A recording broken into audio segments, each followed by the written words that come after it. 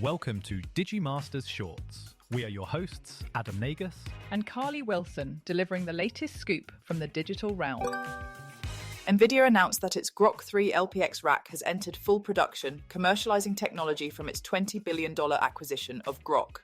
The racks will be deployed at neocloud provider Nagus alongside Nvidia's Vera Central processors and Rubin graphics processors later this year. The move reflects rising demand for low-latency AI inference, particularly for responsive coding agents and premium token-serving services. Groq's architecture uses 500 megabytes of on-chip SRAM to reduce memory bottlenecks. Each Nvidia rack combines 256 Groq 3 chips and can deliver up to 3,400 tokens per second, according to an artificial analysis benchmark. Nvidia said Groq chips are manufactured by Samsung, while Taiwan Semiconductor Manufacturing produces its GPUs. The company emphasized that low-latency processors are designed to complement rather than replace GPUs, which remain essential for training and flexible inference workloads. Nvidia is also increasing shipments of its Vera Rubin systems and has projected $1 trillion in combined sales from its Blackwell and Vera Rubin platforms through 2027. Chief Executive Jensen Huang has said roughly 1/4 of data center capacity for coding applications could be allocated to Groq chips. Anthropic is betting that enterprise AI's biggest limitation is not model intelligence, but the fact that employees still use AI individually. The company is promoting multiplayer AI, in which agents operate across teams, understand organizational context, and proactively contribute to work. Its Claude Tag agent for Slack now reads entire conversations and chooses whether to respond, start a thread, route work, or remain silent. Anthropic says the update improves Claude's judgment about when to intervene by roughly 30%. The company describes this as a shift from AI serving as an individual assistant to becoming an organization-wide chief of staff.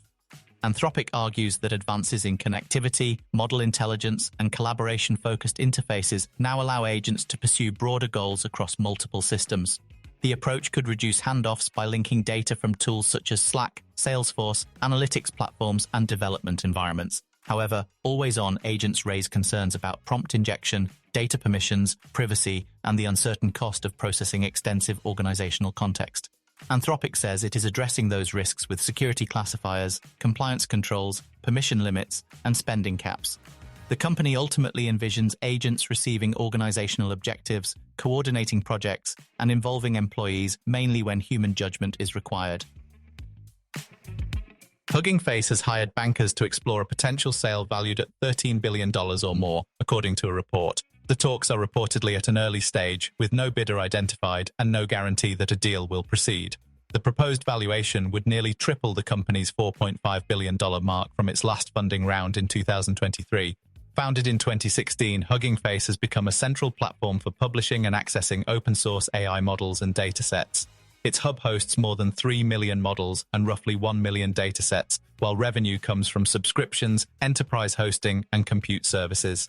The company has not disclosed its financial results, but reportedly still held about half of the $400 million it had raised by late 2025. Potential buyers would have to weigh the platform's strategic value against moderation costs, cybersecurity risks, and unresolved regulatory obligations. Ownership by a major AI company could also challenge Hugging Face's position as a neutral home for open-source developers. The company has continued expanding, including through its 2025 acquisition of French robotics developer Pollen Robotics. Analysts say the exploratory process could ultimately lead to another funding round rather than a sale, with existing investors including Nvidia, Google, Amazon, IBM, and Salesforce among the most plausible buyers. Apple is testing an AI-powered shopping assistant in its Apple Store app for iPhone and iPad. Some users now see a chat-style icon replacing the traditional search button.